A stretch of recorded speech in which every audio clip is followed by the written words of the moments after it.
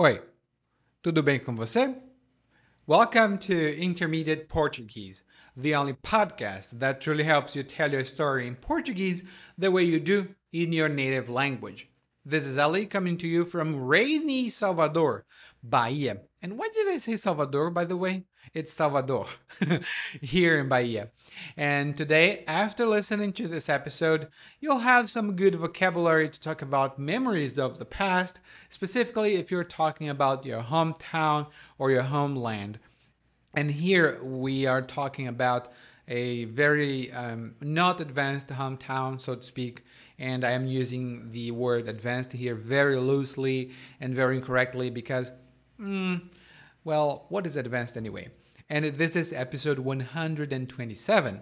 If you want to have a full transcript, plus a learning guide complete with glossary, extra exercises, and expanding vocabulary. And I think that because it's really always expanding, it's really useful. And also there is a grammar section. If you are interested in grammar, go to portuguesewitheli.com/school-invitation.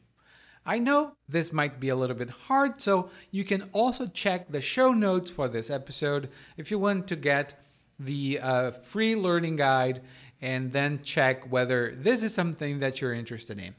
Now, let's get started. Ou, in good Portuguese, bora começar, né?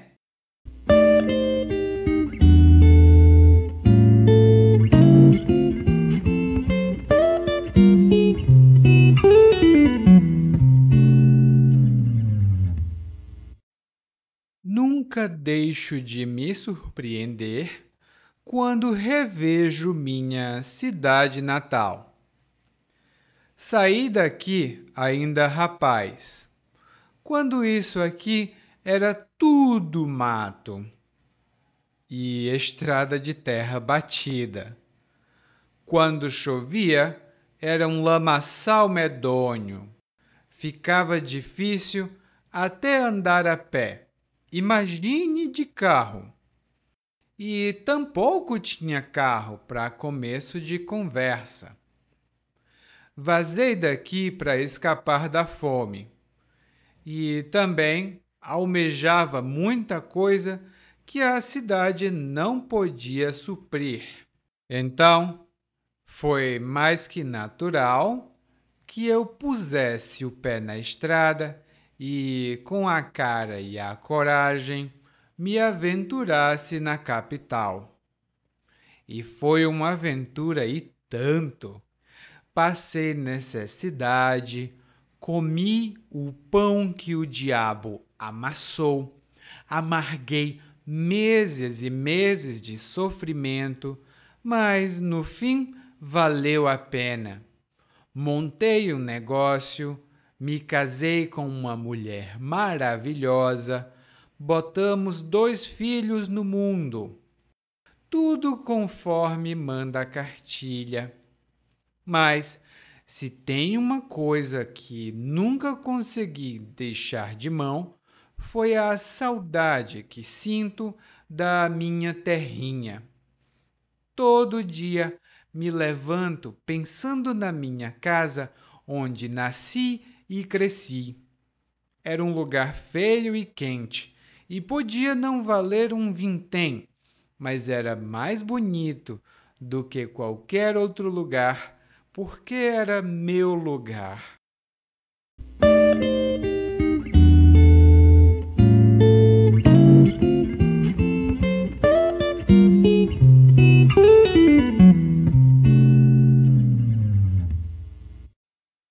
No nosso monólogo de hoje, o narrador está falando um pouco das memórias dele, de quando ele era mais jovem e, por isso, ele está lembrando do passado.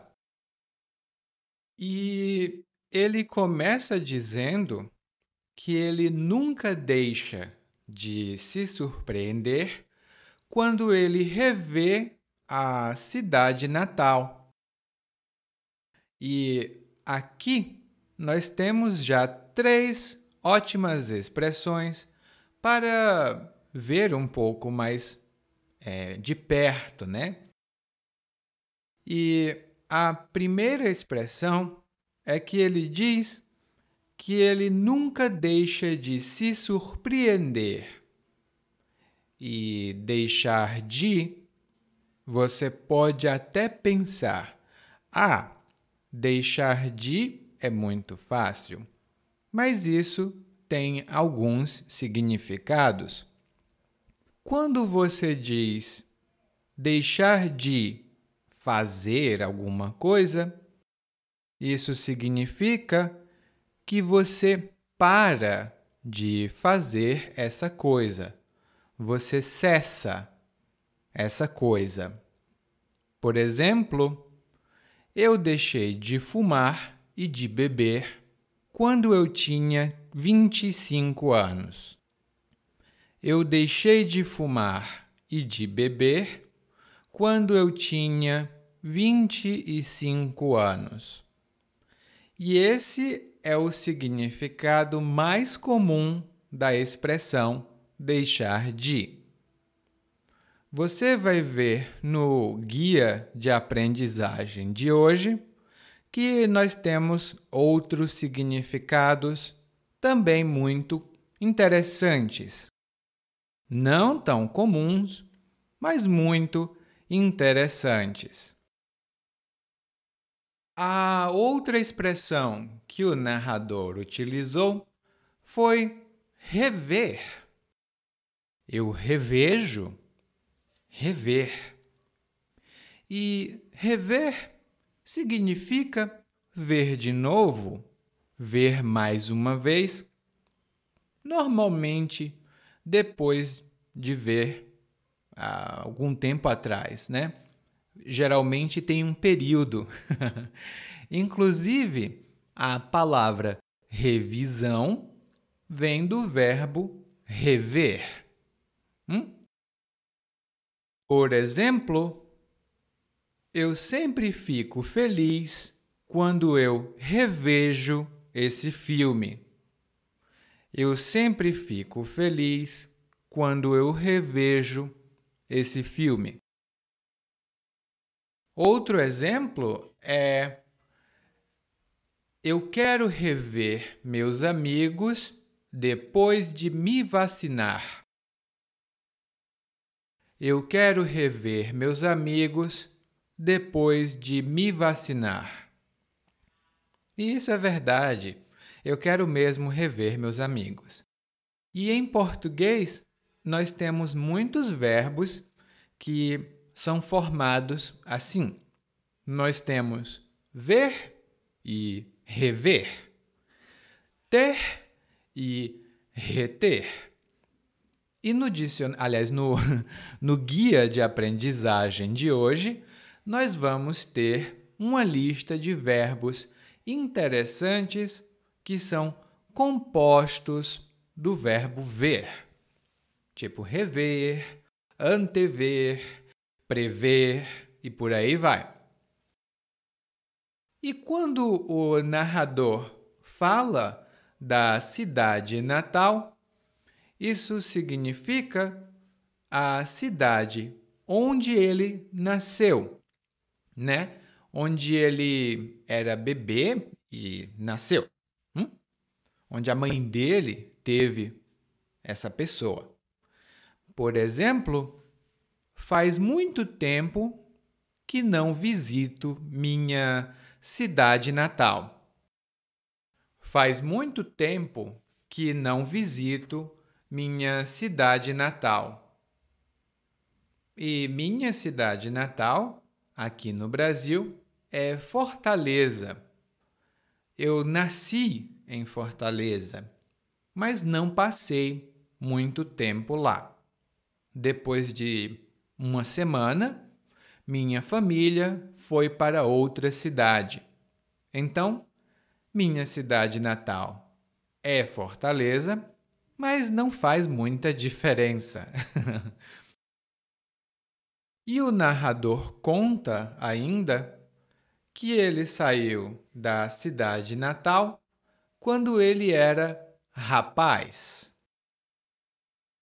E rapaz é um homem jovem, normalmente abaixo dos 30 anos, mas as pessoas às vezes usam rapaz para quem é um pouco mais velho, mas normalmente é uma pessoa mais jovem, um homem mais jovem.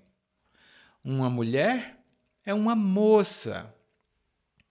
Nós temos uma palavra feminina para rapaz, mas ela é um pouco vulgar aqui no Brasil. Então nós não utilizamos essa palavra.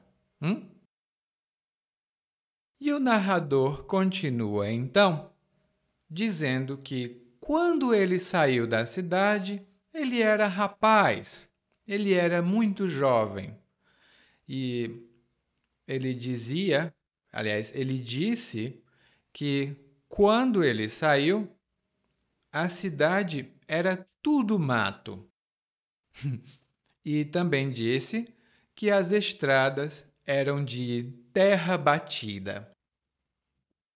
Aqui nós temos uma expressão importante porque ela é muito utilizada informalmente pelos brasileiros. E a expressão é mato. E o mato é a vegetação, são as plantas que normalmente crescem sem nenhum controle e sem nenhum tipo de ordem também. Normalmente é um lugar um pouco feio, porque não é possível viver ali ou passar por ali, porque parece selvagem, parece da selva. E quando os brasileiros dizem que um lugar é só mato ou é todo mato, isso significa que esse lugar não é muito avançado, não tem muitas coisas que uma cidade grande tem. Não é muito legal dizer que a cidade onde você mora é tudo mato. A não ser que você não goste do local. Se você não gostar, não tem problema. Pode dizer, isso aqui é tudo mato. Mas, normalmente, nós não gostamos de dizer isso sobre nossa cidade. E quando o narrador fala sobre a estrada de terra batida, ele está falando de um tipo de estrada muito comum no interior do Brasil. Nas cidades grandes não é muito comum, mas no interior é muito comum encontrar esse tipo de estrada, que é feita, é composta basicamente por areia e pedras. E ela é muito compacta. Ela é compacta. E por isso nós dizemos que ela é de terra batida. E então o narrador continua dizendo que quando chovia era um lamaçal medonho e ficava difícil de andar a pé. Imagine de carro. Bom, quando ele fala que era um lamaçal, o lamaçal é um lugar com muita lama. Muita lama. E a lama é a areia com água. Fica aquela textura de massa. Parece uma pasta, às vezes, mas normalmente parece uma massa. E quando chove numa estrada de terra batida, forma muita lama, né? Então fica um lamaçal. Mas não é um lamaçal comum que o narrador descreve. Ele está falando sobre um lamaçal medonho. E medonho tem relação com a palavra medo. E se uma coisa é medonha, ou uma pessoa é medonha, isso significa que ela causa medo, ela causa espanto. Você fica, nossa, que medonho. E um exemplo é: eu não gosto de ver essas notícias porque todos esses acontecimentos são medonhos. Eu não gosto de ver notícias porque todos esses acontecimentos são medonhos. No guia de aprendizagem, você vai ver uma descrição mais detalhada dessa palavra, porque ela tem outros significados. E então o narrador fala que era difícil andar a pé, muito menos fácil era andar de carro, né? Não era possível andar a pé, muito menos de carro. E depois ele diz que tampouco ele tinha carro, para começo de conversa. E tampouco é uma palavra que significa também não. Nós utilizamos essa palavra para reforçar ou para enfatizar uma coisa negativa ou uma frase negativa. Por exemplo, eu não falo inglês, tampouco espanhol. Eu não falo inglês, tampouco espanhol. Às vezes, os brasileiros vão dizer que essa palavra não existe. Mas isso acontece porque eles não têm muita familiaridade, eles não têm, né, muito costume, muito hábito de ler. Então, eles não conhecem essa palavra, mas geralmente são pessoas mais jovens. Quem tem mais idade, 30, 25, 40 anos, reconhece essa palavra.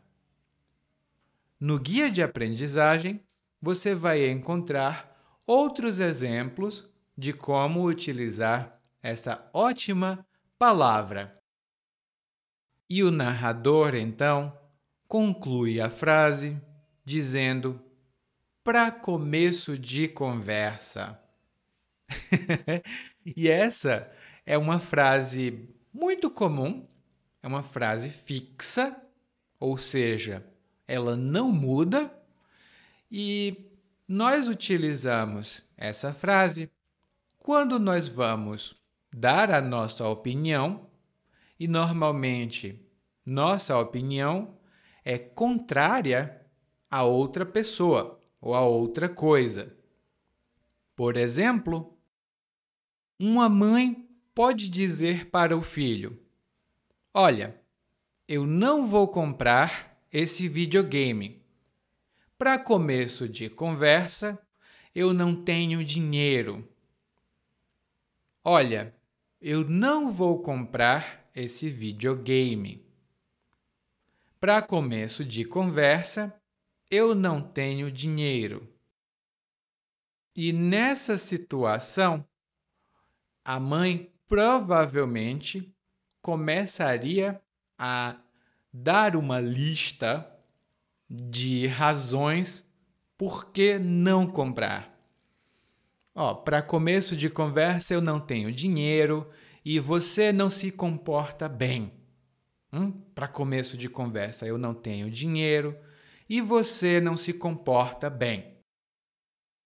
Em seguida, o narrador explica por que ele foi embora da cidade natal. E ele explica que ele vazou dali porque queria ter muita coisa. Ele diz então, vazei. E vazar de algum lugar é uma frase, aliás, é uma palavra informal, e significa ir embora de um lugar e normalmente é ir embora rapidamente. Não é devagar, não. É muito rápido. Por exemplo, ei, vamos vazar. A polícia está chegando. Ei, vamos vazar. A polícia está chegando. Normalmente parece um tipo de fuga. Você está escapando. E quando eu era adolescente, eu lembro que as pessoas diziam para o grupo de adolescentes: vazem, vazem. E isso significava: vão embora, vão para casa. E ele diz que ele queria muita coisa, né? Mas a cidade não podia suprir. Ele tinha grandes objetivos, mas a cidade não podia suprir. E suprir significa dar ou trazer um suprimento, uma coisa que é muito necessária. Pode ser talvez comida, pode ser talvez dinheiro, mas suprir significa fornecer algo que é necessário para essa pessoa ou para essa instituição. E aquilo que é suprido se chama suprimento. Então, por exemplo, a nossa empresa parou de funcionar por uma semana porque não temos suprimentos para a produção. A nossa empresa parou de funcionar por uma semana porque não temos suprimentos para a produção.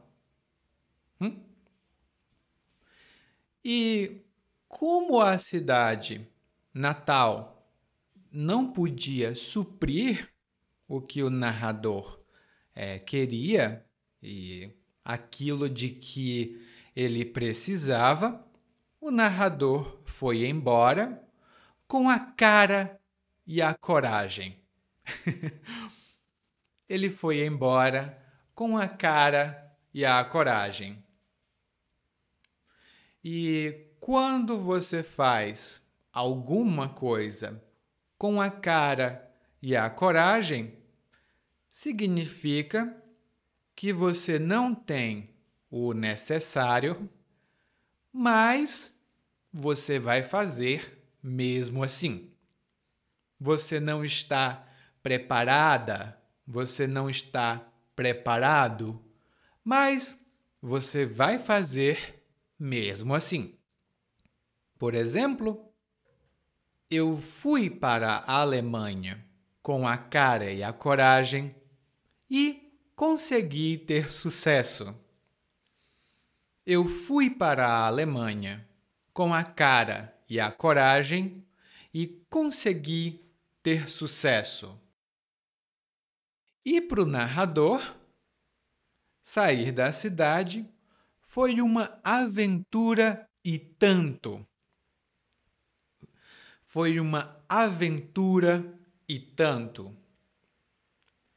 E quando o narrador diz foi uma aventura e tanto, ele quer dizer que foi uma grande aventura, porque foi interessante ou porque foi intrigante. E ele falou blá blá blá e tanto. E essa expressão normalmente enfatiza alguma coisa. E essa coisa normalmente é positiva. Por exemplo, eu fiz uma viagem por todos os estados dos Estados Unidos. Foi uma viagem e tanto, um cenário muito lindo. Foi uma viagem e tanto, um cenário muito lindo. Mas o narrador, continua falando que não foi tudo sempre muito bom, porque ele disse que passou necessidade, que comeu o pão que o diabo amassou, e ele amargou meses e meses de sofrimento. E aqui nós temos 3 expressões para descrever situações ruins, situações desagradáveis. Primeiro, passar necessidade significa ter uma experiência em que coisas estão faltando. Deixa eu explicar melhor. Quando você passa necessidade, você não tem ou dinheiro suficiente, ou comida, ou seja, você não tem o que é suficiente para sobreviver bem. Por exemplo, quando eu era criança, minha família passou muita necessidade. Hoje, nós temos tudo, mas antes nós passamos muita necessidade. E, normalmente, quem passa necessidade come o pão que o diabo amassou. E comer o pão que o diabo amassou significa passar por uma experiência muito desagradável.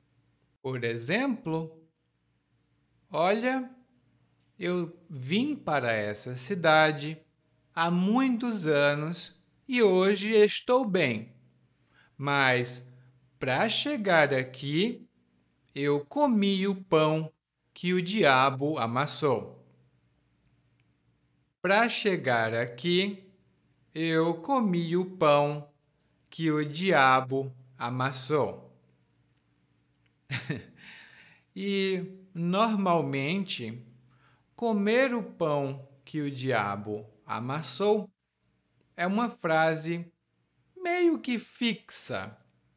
Você pode dizer: eu como o pão que o diabo amassou, eu comi o pão que o diabo amassou, mas o resto da frase é fixa. Então é sempre que o diabo amassou. E a outra palavra que o narrador utiliza para descrever a experiência dele foi amargar. Ele disse que amargou meses e meses de sofrimento. E quando você amarga uma coisa, geralmente uma situação, isso significa que você suporta essa situação e essa situação é muito desagradável. Por exemplo, eu abri muitos negócios, mas também amarguei muitos fracassos. E eu amarguei alguma coisa tem outros significados que estão no guia de aprendizagem. Mas, em geral, amargar é o contrário de desfrutar ou aproveitar. Mas depois de amargar tanto sofrimento, depois de comer o pão que o diabo amassou e passar tanta necessidade, o narrador conseguiu ter o que ele queria.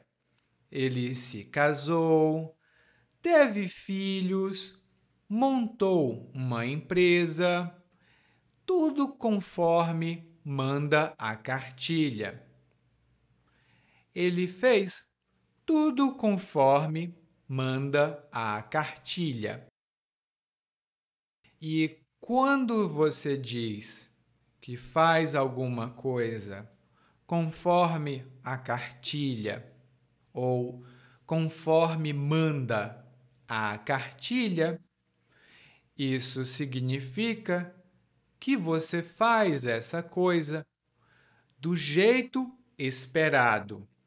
Você segue as ordens, segue as instruções, você faz o que tem de fazer e que é esperado fazer. Por exemplo, me disseram que a vida na universidade era muito difícil. Para mim, foi fácil. Eu fiz tudo conforme a cartilha. Eu estudei muito, eu pesquisei bastante, eu fiz todas as perguntas. Tudo conforme a cartilha. E no guia de aprendizagem tem uma pequena explicação sobre o que é a cartilha. E é uma coisa que muitos brasileiros conheceram no passado, mas que hoje já não se conhece mais, né? Então, é uma expressão antiga, mas muito comum. Mesmo depois de mudar tanto a própria vida, o narrador diz que tem uma coisa que ele não consegue deixar de mão. Tem uma coisa que ele não consegue deixar de mão. E deixar de mão significa abandonar, não fazer mais, não insistir mais nessa coisa. Eu tenho 2 exemplos, um deles pessoal. E o exemplo pessoal é: eu sempre gostei muito de música, mas e eu também tocava, né, o piano, mas eu tocava muito básico. Não era muito bom não. Mas depois eu tive problemas nas mãos, né? Eu não posso digitar, eu não posso tocar instrumentos musicais. Então, eu deixei o piano de mão. Eu deixei a música de mão, na verdade, eu abandonei. Eu não quis mais estudar. Eu não insisti mais em estudar piano. E o outro exemplo é: olha, se você não quer a minha ajuda, então eu vou deixar de mão. Eu não vou mais insistir. Olha, Se você não quer minha ajuda, então eu vou deixar de mão. Eu não vou mais insistir. E o que é que o narrador não abandona? O que é que ele não consegue deixar de mão? Ora, é a saudade da terrinha. E aqui no Brasil, quando nós falamos terrinha, normalmente nós falamos da nossa terra natal, de nossa cidade ou de nosso estado natal.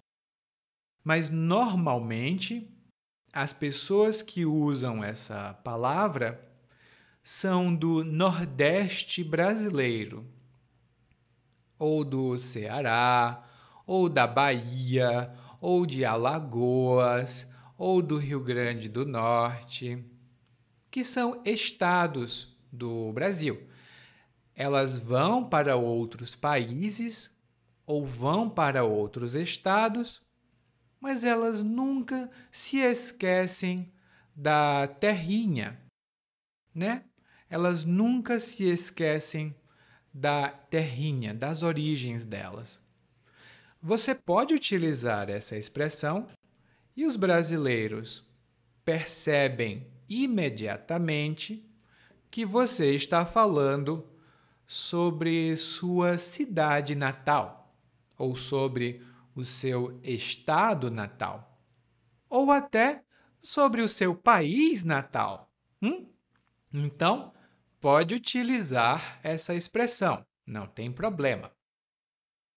E o narrador então diz: Olha, era um lugar feio, era um lugar feio e quente, e podia não valer um vintém, mas era bonito, mais bonito do que qualquer outro lugar, porque era o meu lugar. Que bonito, né? E o narrador diz então que não valia um vintém, ou podia não valer um vintém. E essa é uma expressão sempre negativa, tá? Você pode dizer que algo ou alguém não vale um vintém. E isso significa que essa coisa ou que essa pessoa não tem valor. Ela não vale um vintém. Por exemplo, eu não quero mais esse computador, mas eu não posso vendê-lo porque ele está muito velho e não vale nenhum vintém. Ele não vale nem um vintém.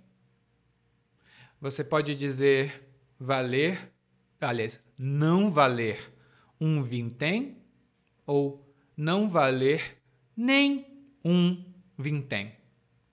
Nem, nesse caso, é um reforço. É para ficar mais forte. E aqui é uma nota pessoal minha, do Eliakim, para você. Normalmente, nas histórias que eu conto, o final é sempre muito estranho, ou muito controverso, ou muito maluco, né? Mas hoje, o final é um final bonitinho. É um final que não é triste, mas também não é profundamente feliz. Porque o narrador não está na terra natal dele. Coitado. Eu também não estou na minha terra natal, mas eu gosto muito de onde eu estou. Agora nós vamos ouvir o monólogo mais uma vez, mas dessa vez na velocidade natural.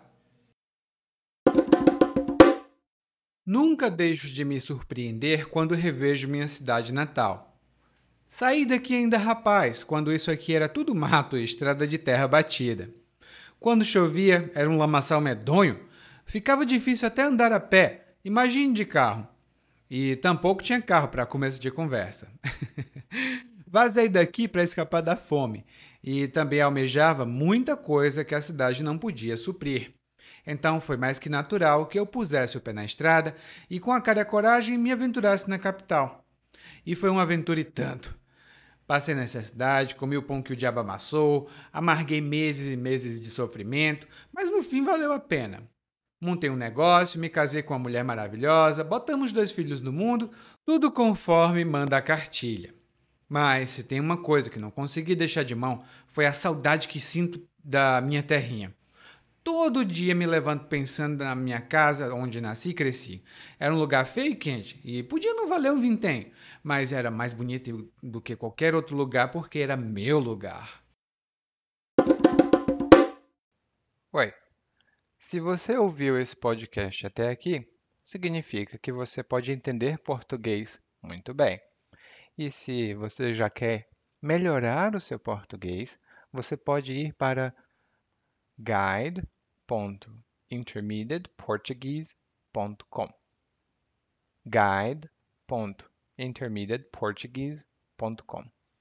Lá você vai ver um guia de aprendizagem para acompanhar os podcasts de quarta-feira e também de domingo às vezes, e melhorar o seu português ainda mais rápido, para finalmente conseguir conversar com as pessoas e entender mais do que elas falam